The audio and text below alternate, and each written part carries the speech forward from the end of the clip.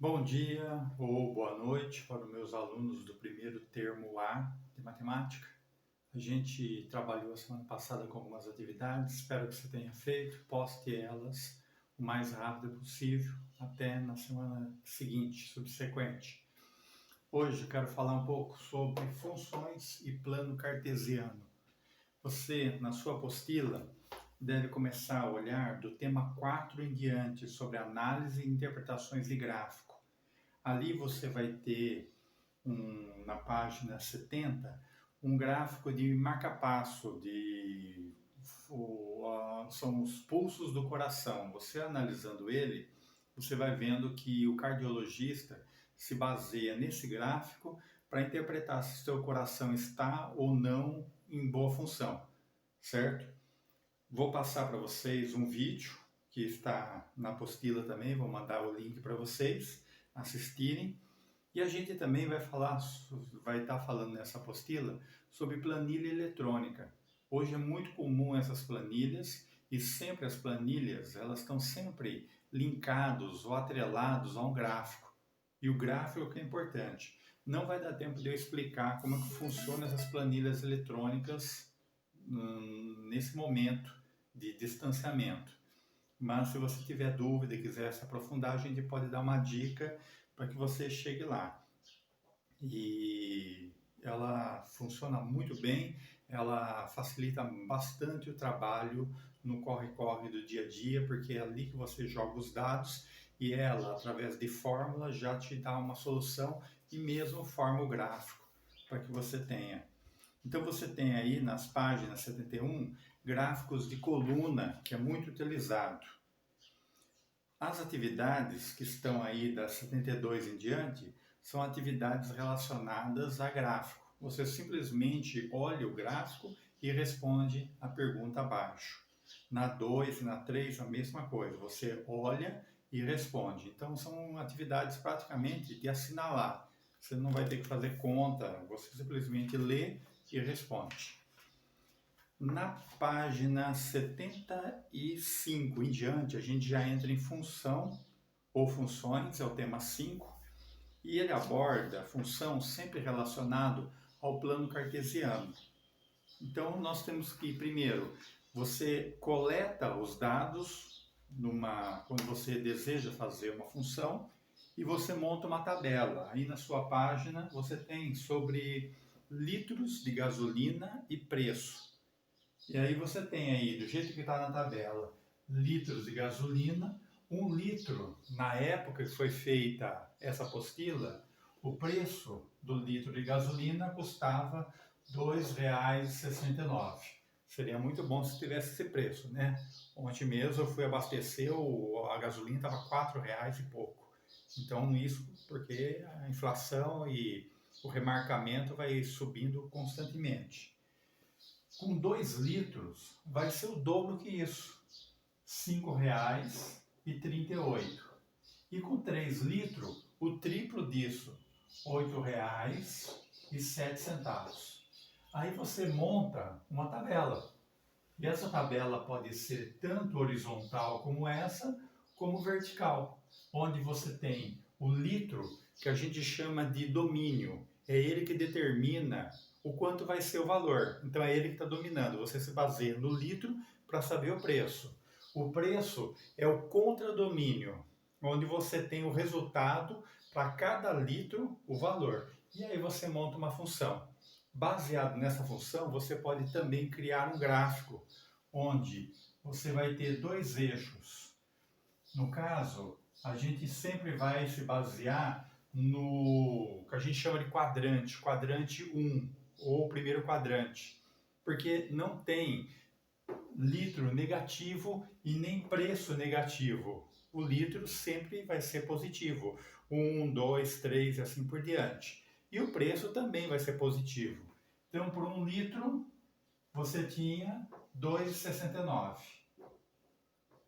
Então, você pega e cria uma relação. 1 litro, 2,69.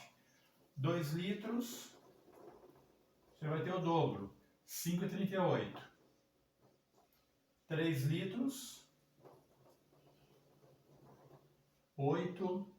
0,7. E você vai vendo que vai formar uma reta, onde você vai passando por cada um dos pontos dessa reta. Se eu quiser saber, por exemplo, quanto vale 1,5 litro, é só subir na reta e olhar no gráfico. O valor que tiver aqui é o valor de 1,5 litro e assim por diante. E valores maiores do que 3. Então esse aqui é o nosso plano cartesiano. O plano cartesiano, eu vou depois montar um para você, que você vai ter atividade sobre ele. A gente vai falar um pouquinho mais. Deixa eu apagar aqui, dar uma interrupção, um pouquinho só. Continuando. Falando agora de função. Nós vamos utilizar esses balões que tem um nome, ele chama diagrama de Venn. Venn, V-E-N-N. Venn é o nome do criador desse diagrama matemático que trabalhou com essa representação. Então, vamos entender a questão do litro de gasolina e o preço. O litro de gasolina nós vamos colocar nesse valor aqui, nesse balão, chamado balão A. Pode se chamar de outra letra, mas vamos chamar por ordem alfabética, balão A. E do outro lado é o resultado, é o contradomínio. Então, o contradomínio do valor de X, que é o domínio. O domínio é esse, o contradomínio é tudo que está dentro do balão. Para cada valor que eu tenho desse lado, eu procuro fazer uma função, uma setinha que atinge o outro lado. Então, esse daqui vai atingir, por exemplo, esse aqui vai atingir esse, e esse aqui vai atingir esse.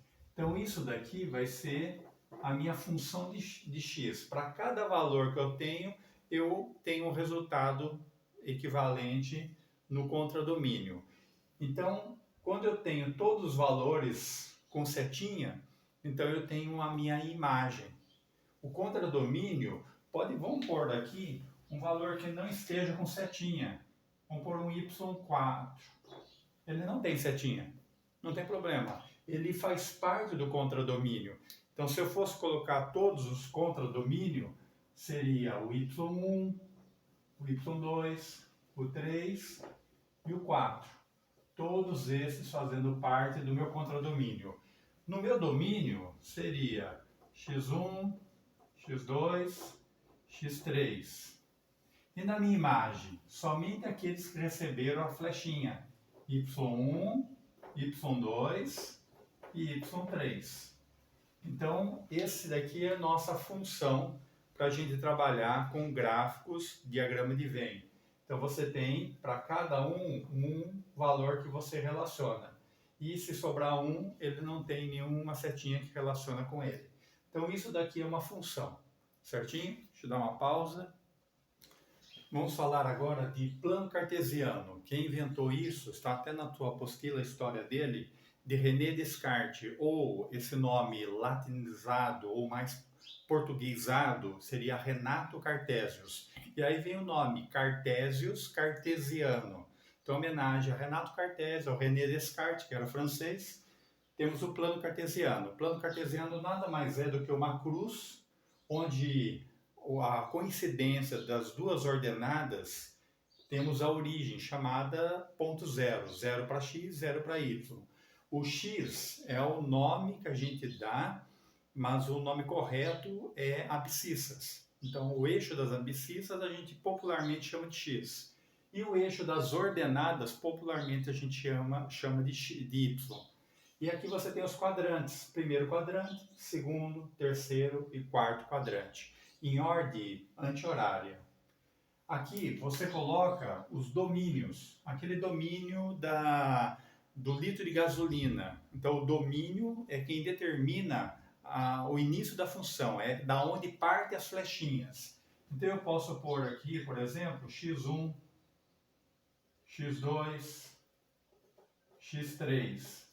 Mas poderia colocar 1 litro, 2 litros, 3 litros, sempre em ordem crescente. Para cada valor, eu obtenho um semelhante, y1, y2, y3. Então, para cada litro de gasolina, eu tenho um preço. E aí eu vou montando meu gráfico. Nesse caso aqui, o meu gráfico vai se parecer com uma reta, onde ele parte do zero e vai até onde eu quiser, onde eu determinei a quantidade de litros. Ele não tem lado negativo, porque não existe menos litros e nem menos dinheiro com essa relação. Então ele parte do zero e vai até um gráfico me permitir. Então eu monto meu gráfico cartesiano. Para cada valor que eu tenho, eu crio um par ordenado, x1 e y1. Esse aqui vai ser x2, y2 e esse x3, y3. Sempre o x primeiro e y depois. Quem está aqui dominando vem primeiro. Quem está sendo dominado, contra domínio, a imagem, é o segundo número que você põe dentro do parênteses com vírgula separando eles. Certo? Deixa eu dar uma interrompida. E para terminar, nós vamos falar de intervalo. Intervalo é quando você tem no domínio uma sequência que você quer determinar de onde ele começa, onde ele termina. Então, no seu livro, você tem alguns exemplos que eu vou me basear em alguns deles.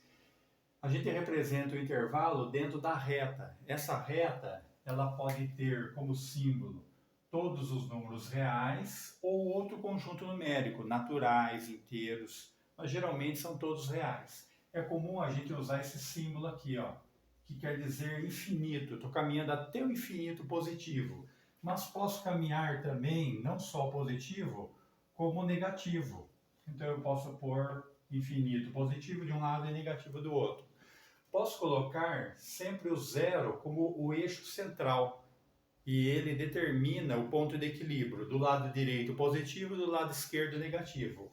Posso colocar números, posso colocar não intervalos que seja uma sequência numérica crescente, 0, 1, 2, 3, mas pular de intervalo em intervalo, de 5 em 5, por exemplo, para tornar ele maior e eu colocar mais números. Poderia ser de 50 em 50, 100 em 100 e negativo também. E posso colocar também letras. E posso também colocar uma reta que eu não coloque número nenhum, apenas a reta. Então eu quero determinar um número que seja do 5, ou melhor, vou pegar um número menor, do número 1 para frente. Eu quero só números positivos, contando com 1 até o infinito. Então eu ponho uma bolinha fechada e coloco uma reta assim. Esse é o meu intervalo. Então é assim que eu represento graficamente. Se eu for escrever, eu posso escrever assim, ó. Eu estou considerando o número 1, vou fechar um colchete para dizer que eu conto ele, e ele vai até, põe uma vírgula, até o infinito positivo. E fecho com parênteses. Então eu coloco o colchete para dizer que eu estou contando ele. E vai até o infinito. Como eu nunca posso chegar até o infinito, eu coloco parênteses, que eu estou dizendo que eu vou até o infinito, mas eu nunca vou chegar lá. Agora vamos pegar um intervalo onde eu quero ir do 5 até o menos 5, mas eu não quero considerar o menos 5. Eu quero considerar o 5, mas perto do menos 5. Então o 5 eu considero e vou com ele até perto do 5. Põe uma bolinha, mas aberta. Quando eu considero 5, bolinha fechada. Quando eu considero perto do menos 5, bolinha aberta. Então ele vai desse intervalo até aqui. Bolinha fechada, conto 5. Bolinha aberta, não conto menos 5. Se eu for representar com colchete, estou considerando... Deixa eu colocar ao contrário. Vou considerar do menos 5 até o 5. Colchete fechado para dentro para o 5, colchete para fora para o menos 5. Ou parênteses, menos 5 e 5. Colchete fechado para o 5, parênteses para o menos 5. Ou desse jeito é aceito, certo? Dependendo do autor de livros matemáticos, eles usam uma representação ou outra. Se eu for considerar letras, onde eu quero considerar agora valores que estão entre menos A e A. Então eu posso considerar bolinha aberta para os dois A, porque eu não quero considerar nem o A e nem o menos A. Quero considerar tudo que está no meio, entre essas duas letras. Então eu ligo elas, entre um valor e o outro. Então vai ser menos A até o A. Ou colchete aberto para o menos A, colchete aberto para o A. Podemos representar assim. E aí, você pode considerar também um valor que vai até o infinito negativo. Vamos supor que eu queira considerar todos os números negativos menos o zero. O zero eu não quero considerar. Então, bolinha aberta para o zero e vai até o infinito negativo. Como é que eu represento isso? O zero, sem contar com o zero, até o infinito negativo. Então, menos para o infinito e zero, sem contar com o zero. Ou, posso colocar assim também, ó, menos infinito e o zero, todos os dois entre parênteses. Duas maneiras de representar.